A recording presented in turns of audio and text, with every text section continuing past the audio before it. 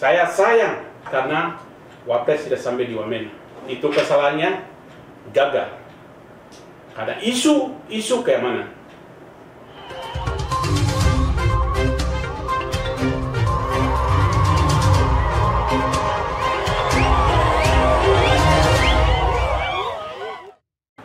Bagaimana tanggapan Pak Staf Khusus terkait kunjungan yang gagal tersebut? Persoalan Papua ini sebenarnya yang tidak ada melihat hal yang susah. Semuanya bisa berjalan kalau kita pakai dengan hati yang tulus. Karena mendatangkan untuk provinsi baru itu dengan adanya tuntutan masyarakat Papua minta merdeka. Ingat itu. Pertama, OSUS 20 tahun yang kita lalui itu tim 100 yang datang ke Istana Presiden baru memilih O atau M. Semua masyarakat memilih O, artinya OSUS. Berjalan sampai 20 tahun lewat, baru-baru kemarin kita lihat reaksinya seperti apa. Masyarakat Papua menolak dengan keras. Di mana-mana, tingkat provinsi, kabupaten, ibu kota, semua demo habis-habisan. Tolak menolak, malah nyawa hilang. Itu tuntutan minta merdeka. Di sini persoalannya. Kalau rakyat marah, berarti ada sesuatu yang belum beres dalam dirinya. Yang belum beresnya apa? Paling kesejahteraan, paling perut, kebutuhan sehari-hari. Kalau tidak tercapai itu pasti marah. Pasti marah. Akhirnya pemerintah rela memberikan provinsi baru. Begitu tolak menolak, yang ambil sikap untuk menerima, tidak ada satu pejabat pun yang berdiri menyatakan sikap untuk menerima. Atau masyarakat mana, kelompok mana pun tidak ada. Hanya bisa menerima OSUS dan DOB mempertahankan keutuhan negara Republik Indonesia, hanya satu-satunya lembaga masyarakat adat Tanah Papua. Tanggal 1 Juni menyatakan sikap di Wamena menerima OSUS jilid 2, menerima 4 provinsi baru DOB, menyatakan sikap dengan Wapres Istana langsung ke lapangan Sinapuk di Wamena, dialog langsung dengan lembaga masyarakat adat. Pada saat itu rakyat media sudah tahu. Tanggal 30, kelompok masyarakat kita bendera bintang kejora naikkan kiri kanan di sepanjang jalan. Isunya memang meledak. Isu tanggal 1. Sebelum deklarasi, isu mulai meledak. Karena saya sudah perintahkan,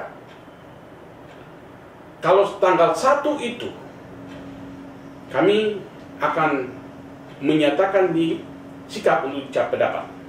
Semua kepala-kepala suku 7 wilayah adat hadir di Wamena. Satu persatu sidang voting berdiri di depan satu persatu menyatakan sikap. Disitulah saya sahkan resmi. Itu terjadi. Itu OSUS jilid 2. Sama saja lembaga masyarakat adat menyatakan sikap menerima OSUS dan DOB. Berarti itu PPR yang kedua. Kalimat saya katakan, PPR yang kedua. Nah, setelah itu, LMA harus berpikir, siapa harus kita percayakan untuk provinsi baru ini? Yang bisa kerjasama, bisa menjalankan dengan roda pemerintahan yang baik, bisa mendengar suara hak di masyarakat. Kami berdoa, tiba-tiba datanglah saudara kita dari Merauke, yaitu Pak Kodomo, minta dukungan. Kami berdoa, malah bakar batu. Doakan dia di calon gubernur. Media sudah tahu itu. Bahkan semua masyarakat ada tanda tangan semua dukungan.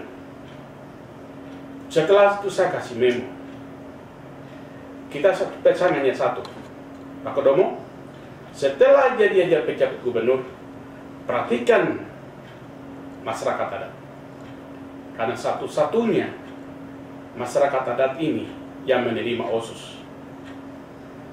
Sampai setelah dilantik, saudara, bawa lagi kantor lembaga adat, bunuh babi lagi, makan di rumah adat lagi.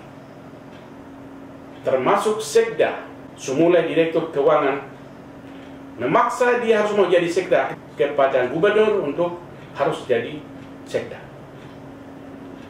Sampai setelah itu, sampai jadi sekda, jadi pejabat gubernur, ini sekarang sudah mau masuk bermau 1 tahun. Tidak pernah masuk ke rumah adat, lembaga adat, duduk sama-sama bicara masalah wilayah gunung. Budayanya seperti apa? Karakternya seperti apa? Seperti sebelumnya dia minta jabatan. Setelah dia jadi gubernur, setelah menjadi pejabat gubernur, setelah jadi pejabat sekda, saudara kita dua ini tidak pernah dulu datang kepada rumah adat lembaga adat. Undang-undang sudah mengatakan bahwa sebelum menyerahkan tanah atau apapun kepentingan negara, pertama sekali harus undang-undang mengatakan bahwa musyawarah dulu. Tanah yang di gunung, wilayah gunung itu sudah dipatok yang punya orang masing-masing. Lembaga ada struktur lembaga adat ini, ada LMA kabupaten, LMA distrik, LMA kampung. Diajaklah ajak duduk sama-sama, kantor lembaga adat duduk, baru menanyakan mana tanah. Ketua LMA mana? Mari masyarakat, kita bakar batu, rumah adat. Baru menyerahkan tanah untuk kantor gubernur. Itu sebenarnya. Sejak kapan Pak Kodomo dengan sekda duduk sama-sama dengan lembaga adat? Undangan pun tidak pernah. Diajak pun tidak pernah. Apalagi kasih uang. Sedangkan uang OSUS 1% itu sudah dituangkan dalam undang-undang OSUS. Mulai sebelum dilantik, sudah dilantik, proposal sudah diterima.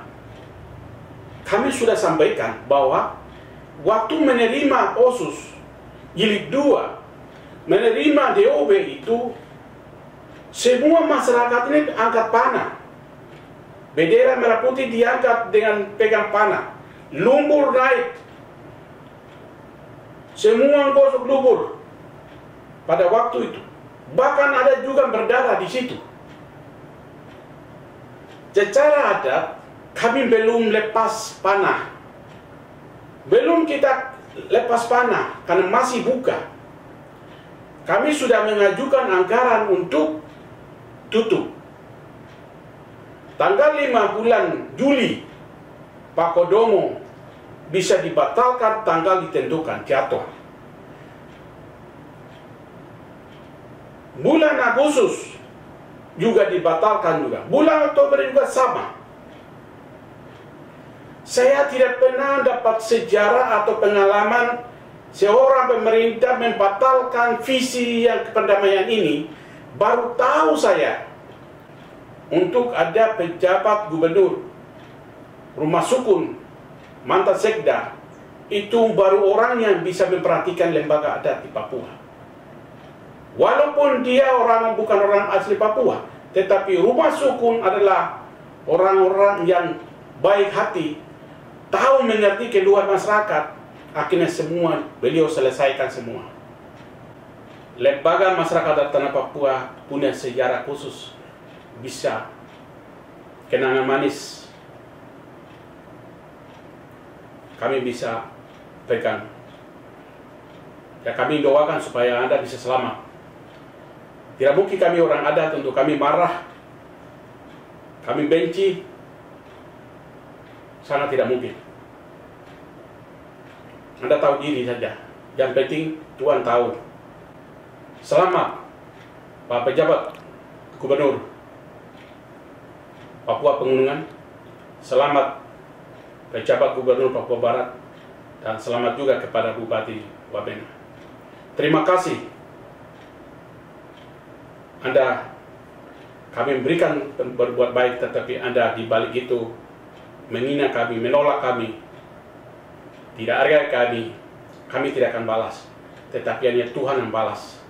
Terima kasih, Tuhan Yesus memberkati.